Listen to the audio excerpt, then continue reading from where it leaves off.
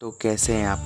आज हम बात करें कुछ ऐसे फैक्ट्स के बारे में जिसे सुन के आपके मुंह से बस एक वर्ड निकलेगा, आज यू कॉमेडी में। तो ज़्यादा टाइम न वेस्ट करते हुए वीडियो स्टार्ट करते हैं और जानते हैं ऐसे औसम और मज़ेदार फैक्ट्स के बारे में। फैक्ट नंबर 1, क्या आपको पता है मिजोरम में पूरी दुनिया की एकलौती ऐसी शॉप है जिसमें कोई शॉपकीपर नहीं है। यानी वहाँ की कुछ शॉप्स में बस सामान यूं ही पड़ा रहता है, जिसको जो सामान चाहिए वो वहाँ से ले ले और उसके बदले में कैश काउंटर पर पैसे रख दे। अब आप सोचेंगे ऐसा क्यों, तो मैं आपको बता दूं कि मिजोरम के कुछ शॉप ओनर्स का मानना है कि trust is the most important principle of business as well as life. तो इसी ट्रस्ट को रिप्रेजेंट करने के लिए मिजोरम के कुछ शॉप ओनर्स ने एक नया आइडिया इन्वेंट किया है कि उनके शॉप में कोई शॉप ओनर नहीं रहेगा, बल्कि जब भी कोई कस्टमर उनसे कोई सामान खरीदने आएगा तो वहाँ पे वो खुद सामान लेकर उसके बदले वहाँ पैसे रख के चले जाएगा। और आप बिलीव नहीं करोगे, ये रियली वर्क करता है कि वहाँ के शॉप्स में जब कोई शॉपकीपर नहीं रहता है तो वहाँ पे कस्टमर अपने आप आते हैं और उसके बदले में उतने ही पैसे रख के उनके कैश काउंटर में चले जाते हैं। Fact number 2, idiot. ये वर्ड सुनने से हमें गुस्सा आ जाता है, क्योंकि जब कोई आदमी कोई बेवकूफ़ी वाला काम करता है तब हम उसे इडियट कहते हैं। लेकिन क्या आपको पता है एंशिएंट ग्रीक टाइम में इडियट वर्ड का मतलब कुछ और था। यानी एंशिएंट ग्रीक में उन लोगों को इडियट बोला जाता था जो पॉलिटिशियन नहीं होते थे। यानी अगर आप पॉलिटिशियन नहीं है तो they will call you an idiot. यानी जो हाई आईक्यू पीपल होते थे, यानी पॉलिटिशियन लोग, क्योंकि माना जाता है कि पॉलिटिशियन लोग हर एक चाल सोच समझ के चलते हैं कि उन्हें क्या चीज़ से एडवांटेज होगा और क्या चीज़ से डिसएडवांटेज। लेकिन हम जैसे एवरेज लोग इन बातों पे ज़्यादा ध्यान नहीं देते। तो एंशिएंट ग्रीक टाइम में जो एवरेज आईक्यू के पीपल होते थे उन्हें इडियट बोला जाता था, लेकिन आजकल जो लो आईक्यू के पीपल होते हैं उन्हें इडियट बोला जाता है। मतलब समझो कितना ज़्यादा चेंज आ चुका है वर्ड का मीनिंग में, वो अपना एसेंस कैसे खोते जा रहा है।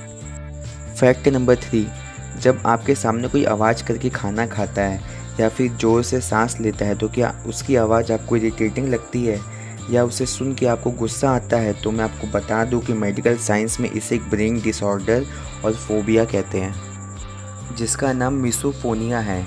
और पूरे वर्ल्ड में 40% से ज़्यादा लोग इस फोबिया से इफ़ेक्टेड है।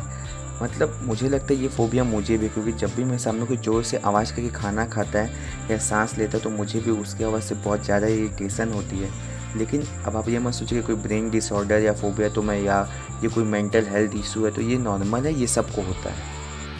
फैक्ट नंबर 4, भाग मिल्खा भाग मूवी किसने नहीं देखी होगी, जो हमारे देश के गोल्ड मेडलिस्ट मिल्खा सिंह के ऊपर बनी बायोपिक है।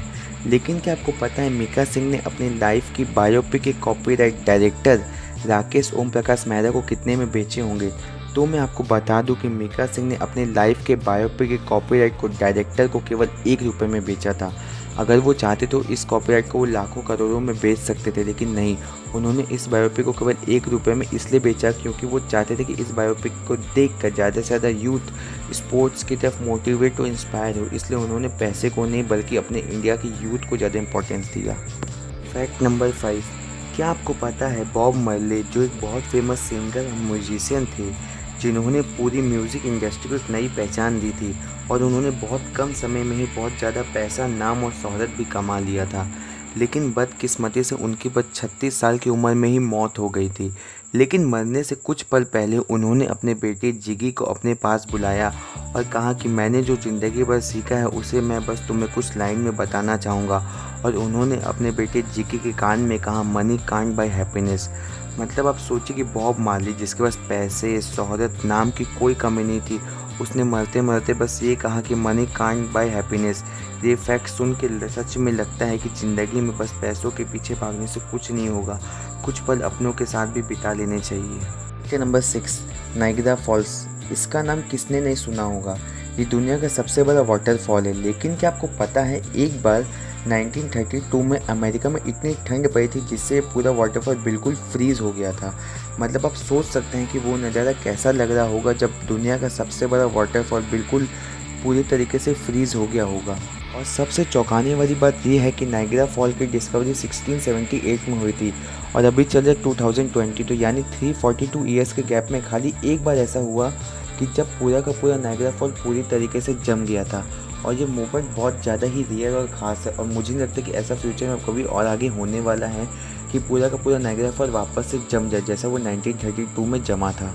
फैक्ट नंबर 7, ये फैक्ट जो मैं आपको अभी बताने जा रहा हूँ हो सकता है उसे सुन के आप चौंक जाए। एक रीसेंट मेडिकल सर्वे से ये पता लगा है कि India has the cheapest medical treatment facility in terms of money. यानी इंडिया के पास ऐसे मशीन्स और मेडिसिन हैं जिनका कॉस्ट बहुत कम है और उनसे पेशेंट का इलाज बहुत कम पैसों में किया जा सकता है। यहाँ तक कि बहुत फॉरेन कंट्रीज़ से लोग इंडिया में खाली अपना इलाज कराने के लिए आते हैं, क्योंकि जिस हार्ट सर्जरी का कॉस्ट उन्हें अपनी कंट्री में 40 लाख पड़ता है, वही सर्जरी का कॉस्ट उन्हें इंडिया में बस 4 लाख तक पड़ता है। लेकिन फिर भी ना जाने इंडिया में कितने लोग इलाज का पैसा ना होने के कारण रोज़ मरते हैं। अब ये फैक्ट सुन के मुझे खुश होना चाहिए या दुखी, ये तो मुझे भी नहीं पता। Fact number 8, Titanic. ये मूवी से ना जाने कितने लोगों के इमोशन अटैच हैं, लेकिन क्या आपको पता है टाइटैनिक की केवल एकलौती ऐसी मूवी है जिसमें एक मूवी के 2 एक्टर को ऑस्कर के लिए नॉमिनेट किया गया है, वो भी सेम कैरेक्टर के लिए, और वो कैरेक्टर है रोज़ का। यंग रोज़ के कैरेक्टर के लिए केट विंसलेट को नॉमिनेट किया गया और ओल्ड रोज़ के कैरेक्टर के लिए ग्लोरिया स्टुअर्ट को। सोची टाइटैनिक ऐसी ही एक एपिक मूवी है, और एक एपिक मूवी होने के साथ साथ वो एक इकलौती ऐसी मूवी है जिसमें एक मूवी के 2 एक्टर को सेम कैरेक्टर के लिए नॉमिनेट किया गया, और आज तक ऐसा कभी नहीं हुआ। ये खाली हुआ है टाइटैनिक मूवी के साथ। फैक्ट नंबर 9, क्या कभी आपने चॉकलेट लेस खाई है? अब आप सोचेंगे कि मैं ये क्या बोल रहा हूँ, क्योंकि लेस तो खाली सॉल्टी एंड स्पाइसी फ्लेवर की चिप्स बनाती है। वो कब से चॉकलेट चिप्स बनाने लग गई?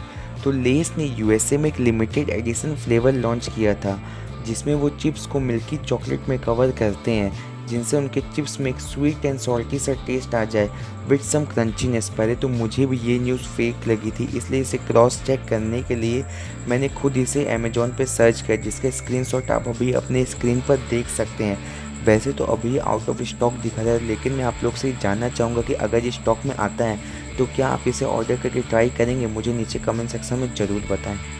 फैक्ट नंबर 10, आपने आज तक ये देखा होगा और सुना होगा कि लोग एक दूसरे को चिट्ठियाँ पोस्ट करते हैं या मनी ऑर्डर से पैसे भेजते हैं, लेकिन क्या हो अगर मैं आपसे कहूँ कि आप पोस्ट से अपने बच्चों को भी मेल कर सकते हैं? हाँ, आपने सही सुना। दरअसल 1931 से पहले यूनाइटेड स्टेट्स में लोग अपने बच्चों को मेल से उनके नानी घर भेजा करते थे, और मेल सर्विस वाले भी सेफली उन बच्चों को उनके नानी घर पहुंचा दिया करते थे। सुनने में बहुत वियर्ड लगता है ना? और इसके पीछे का रीज़न ये था कि पोस्टल सर्विस उनसे उतने ही पैसे चार्ज करते जितना वो लेटर्स या मनी ऑर्डर के लिए किया करते थे। और अगर इसका कंपैरिजन हम उस टाइम की बस टिकट या ट्रेन टिकट से करें तो उनको मेल सर्विस ज़्यादा सस्ती पड़ती थी, और इसी रीज़न के कारण वो अपने बच्चों को मेल से उनके नानी घर भेजा करते थे। लेकिन बाद में इसे बंद कर दिया गया, क्योंकि बहुत लोग इस मेल सर्विस का गलत फ़ायदा उठाने लगे थे, और कई बार बच्चों को यहाँ से वहाँ ले जाने में उन्हें बहुत बार चोट भी आ गई थी। और इसी कारण 1913 के बाद यूनाइटेड स्टेट में बच्चों को मेल से उनके नानी घर भेजना इलीगल बना दिया गया। सो गाइस, अगर आपको वीडियो पसंद आया है तो वीडियो को लाइक करें, इस चैनल को सब्सक्राइब करें और बगल में बेल आइकन भी दबा दें, जिससे मैं जब भी कोई नई वीडियो लेके आऊँ तो आपके पास सबसे पहले नोटिफिकेशन आ जाए। और हाँ, एक इम्पॉर्टेंट अनाउंसमेंट, अभी हमारे चैनल पे कुछ 5000 सब्सक्राइबर है, तो मैं चाहता हूँ कि आप लोग जल्दी से अपना प्यार और सपोर्ट दिखाएं और हमारे यूट्यूब फैमिली को 10,000 सब्सक्राइबर तक पहुँचा दें, जिसके बाद मैं अपने चैनल पर Q&A वीडियो रखने वाला हूँ। सो गाइस, मैं जल्दी मिलता हूँ आपको एक नए वीडियो के साथ, तब तक के लिए गुड बाय।